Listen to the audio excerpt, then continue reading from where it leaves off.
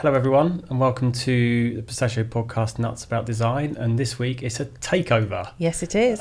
So I'm in the driving seat today, kicking out head honcho Marie and the podcast guru, and I thought it was time for her to be grilled basically. Oh dear. So this week I thought it'd be a good chance to talk to Marie about branding, but more specifically the Pistachio brand that has evolved quite dramatically over the years.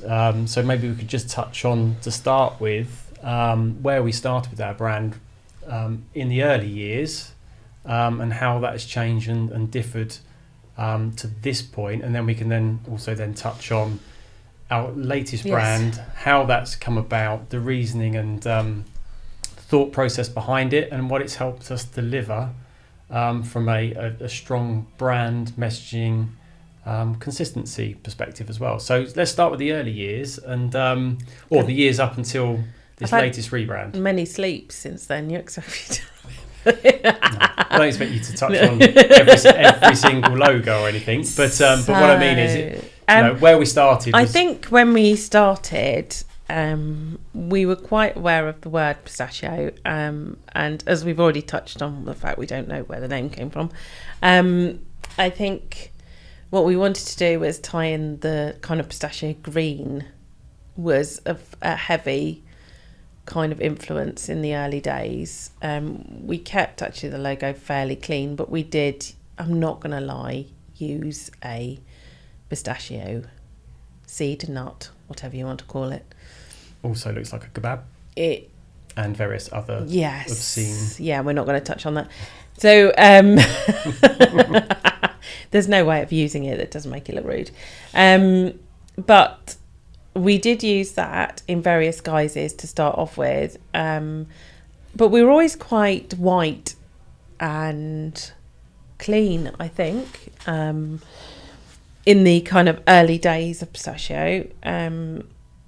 There, like I say, there was the touches of bright, vibrant green, and I feel a lemon might have paid. Yes, randomly a lemon appeared in some of our brand creative style. I don't really know why, but I think it was more to do with the words fresh. I think so. But very fresh. There's something about fresh. Then I think we've kind of moved around to using the O of pistachio quite a bit. Taking the focus away from the name and trying to represent the name too much in terms of colour or style. Yes, instead of kind of moving away from the literal kind of imagery, really, that would kind of... And also, as you know, Paul, our LinkedIn, constantly we get messages from people trying to sell us pistachios. So yes, I think I think as time went on, I think we decided that we would kind of move away from the literal representation of the brand and actually become more like a design agency. At which point we actually had some proper brand work started on the design, and we actually had research done on it and all sorts. We actually had some messaging written by Rob, and we had a proper strategic approach to our branding, which we did in the early years we didn't have because we were quite young, and definitely, I mean, we are talking about kind of year 8 at this point, I suppose. Probably around about the time that Chris started, and Chris, bless his heart, is our longest serving member apart from me and Paul at the moment, and I think that really helped once we got the structure kind of in place and actually started thinking of the brand as more than just a logo. I think we started thinking about it actually as a brand, and spending some time kind of thinking about it a little bit more. I think it's always very difficult as a designer to design your own stuff because you're not kind of getting a brief. I did at one point, and I found this fairly recently, was we had something called the Pistachio Big Idea. Yes, we did. And and we put it out to each designer with a brief for them to come up with it. And actually, Rich did the yellow and black, which then was quite the striking brand that we used for quite a while. Yes, very strong, very big step away from where we were. Very big step away. And Paul does love a bit of yellow and black. I do. Loves a bit of black.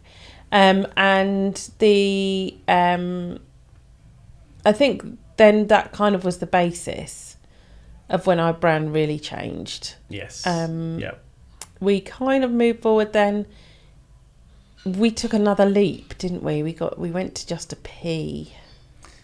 Yes, we did. Yeah. So in a lot of cases, dropped the name and used the symbol, if you like. Yes. The symbol being the P on its own. Yes. As a brand symbol. So again, like any other logo, often it has the name, yes, but often it has an icon. This was an amalgamation of the two, ultimately, to keep our brand very, very simple and straightforward. But to not dilute the word pistachio necessarily, but it was just taking it away further from actually being a nut, ultimately, and really becoming a brand. I think so. And also, I think at the time, there was quite a switch in the industry anyway to being bolder and cleaner and just a bit more obtruse about everything and not being quite so kind of, I mean, we'd already moved away from the nut, but maybe not as obvious. Have a bit of mystique. Yes, exactly. Maybe around the brand. But with stronger messaging to absolutely basically explain who we are, what we do, the benefits we provide people, yes, etc., etc. So it wasn't just hanging off. I also think the lovely Charlotte, who we've already had a podcast with talking about copywriting, is brilliant at her tone of voice. I think she really gets our fun aspect, because we are quite fun, really, aren't we? Some might think so. Some might think so. So I think that we've taken our brand a lot more seriously, shall we say, as we've got older. Seriously, without losing the personality, though. Yes, I don't mean seriously as in the brand being serious. I mean seriously as in we actually put some work into it. No, exactly. We're practicing what we preach, yes, ultimately. So I think when we started looking at the brand from a strategic aspect was at the point where we brought people like Robin to also work with our customers from a strategic aspect as well. So yes. That's when we started to really work on branding projects as a business. Yeah. And approaching branding projects in the correct way and processes, and then we applied that to our own brand, didn't we? Really? Yes. So that's where it all started. But yeah, I think we've over the years we've certainly developed, haven't we? Yes. As a brand. Oh, I think if you looked at the initial logo to where we are now, it's a million miles away from where we were. And the most recent incarnation of our brand. This is why we've got you here today. Obviously, this kind of brand that we have in place now has been developing over the years, but ultimately this new brand that we have in place, and that's not to say we change our brand a lot, we don't, but over 20 years it obviously has changed. Yes. And the most recent version of our brand is now in place and probably our strongest ever. And the reason I say you're here today is because it's something that you devised and came up with. I did. It took a lot, I'm not going to lie. Weirdly, sometimes the simplest idea is actually the best. I tried so many different things, and whilst we've had discussions as to whether the new brand mark actually looks like a P or not, it doesn't really matter. I suppose it's a brand mark. But what it has allowed us to do is be more creative, which is what we are. It's allowed us to form it's almost like the disruption discussion that I had with Stacey, in that it is our brand, but it isn't. You know, we gave the people in the company each one of the brand marks and said, go for it. You know, put your creative. What you've created is a framework. Yes. Ultimately, and how that is applied. Yeah. Can be implemented in so many different ways by Absolutely. whoever works on it, but it also is consistent. Yes. Because it is a framework that you work to. So consistently individual, which I was going to say is ultimately the message which underpins everything about the brand. Yes. And ultimately our strapline, if you like, really, yes, is to be consistently individual. And as you say, Marie, it's anyone that works on our brand, anyone that sees our brand, it carries the same framework, but ultimately can look so different in so many different guises because it's got that amount of flexibility in it. And ultimately the framework, like you say, is simple. Yes. But that's the hardest thing to create, to allow that scope of flexibility. Absolutely. But what I also love about this brand is the fact that it's constantly growing, changing. We keep like the most basic aspects of it stay the same, the foundation of it, if you like, but it's constantly moving forward, changing. We have our animated characters as well, which Chris worked on, and they are another aspect of the brand. You've got to watch out for our opening animation on our homepage of the website that changes, like, you know, for Christmas, you know, we'd all have Christmas hats on. Yeah. And for Easter, we all had Easter bunny ears. And at the moment, obviously, we're celebrating our 25th. Or 25th? That was jumping ahead. Our 20th anniversary. So it's about being creative and flexible, but still having a solid base to work off of. Absolutely. And I think even if you look at the logo for our podcast we're obviously doing today, yes. Nuts About Design, you'll see that the logo itself is actually a 3D version of that framework that we've all spoken about. But again, looks very different again to anything else we produce, but it's still recognisable as our brand mark and our brand framework. So yes. that again showcases the flexibility and ability to adapt across anything we do and is ever evolving. So yes. Again, that's testament to a very strong brand. And that brings me on to obviously having a strong brand. We've been recognised for it as well, which is another fantastic achievement. And more often something we would normally be recognised for doing for our customers. Yes. But ultimately this time, we've been recognised for our own brand. So could you tell us about that? So we were entered into the We Are Creative Awards. And we were finalists. Yes, we were. And there were some very strong contenders in there. And it was just really nice to be recognised. It was actually really nice to attend an event as well that you are surrounded by creative people. There was a completely different vibe, I think, about it. The fact that people were in your industry and kind of knew about it. It wasn't kind of a, you know, an award for an award's sake, or, you know, it was actually for creative people. This is it, being recognised by our peers. Yes, so, which is actually a bigger achievement than probably anything you could ever ask for, really. Yes. To become a finalist in that is a huge achievement. Absolutely.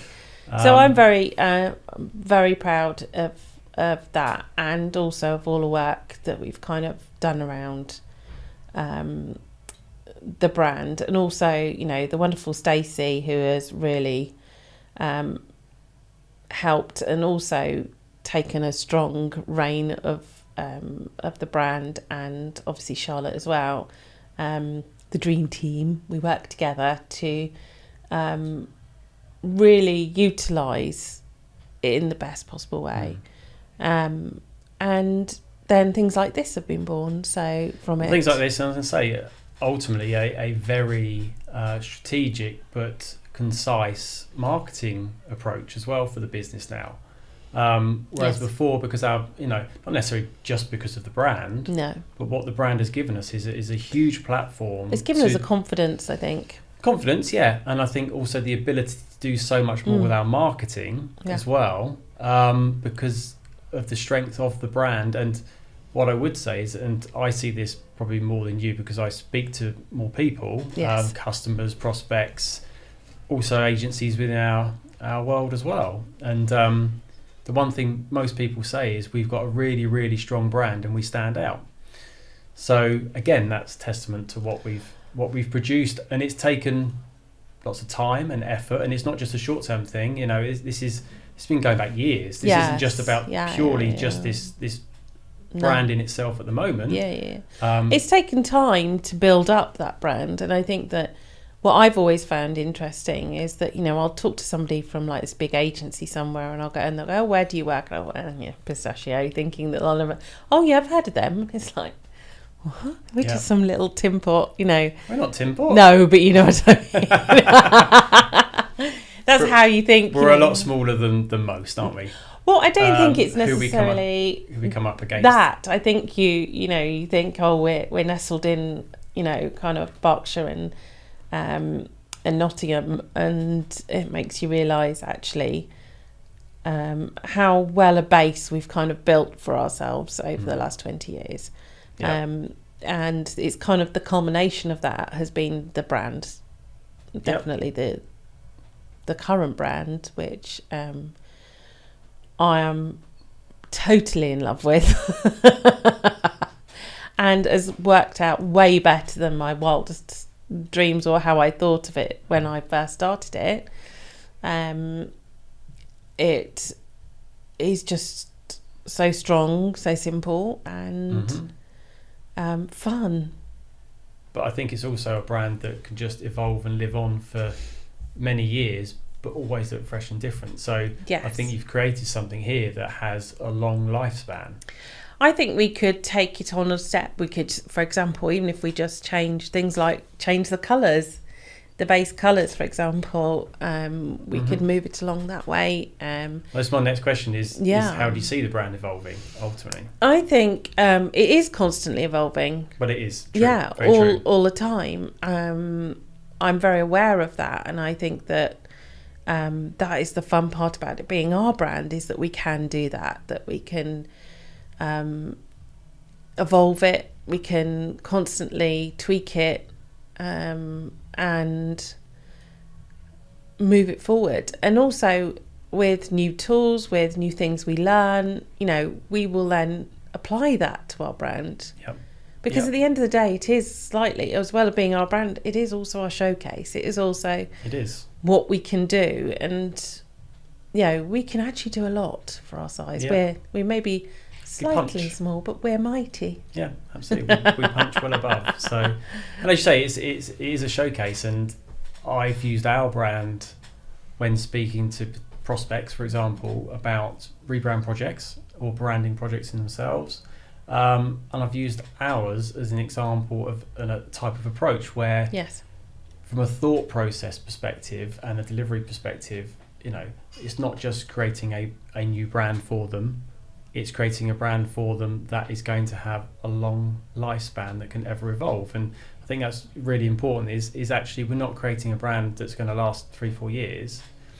The way we'll approach a brand is actually to create something that has a longevity to it and can ever evolve and always look fresh. And that's what we've achieved with our brand, which, as you say, took a lot of work, but with a lot of learnings, that's how we approach our projects now. I think also, though, without losing yourself in it, it will always be our brand. We may tweak it, we may move it forward, we may keep up to date with new ways of doing things, but it will still look like our brand. Yep, exactly. And that's the tricky part. That's the creative disruption. Well, that's where our expertise comes in. Yes. Make sure you listen to the Stacey podcast on the creative disruption trend if you want to know more. Well, thank you for that, Marie. That was very insightful in terms of, I'm sure people will find that very interesting in terms of our brand. Obviously, if anyone's listening and would like more information on branding or anything we've discussed today, we're more than happy to help. Obviously, just drop us an email at hello@pistachiodesign.com. Thank you, Marie, for today's discussion. No very, very insightful. Very weird being taken over. And as I say, this is a huge takeover, and I've kicked the boss out the seat today. So normal service will be resumed on the following podcast, I'm sure. So I'm sure it will be. Yeah. So thank you, everyone. Thanks for listening, and look forward to hearing you soon. Cheers. Bye. Thank you.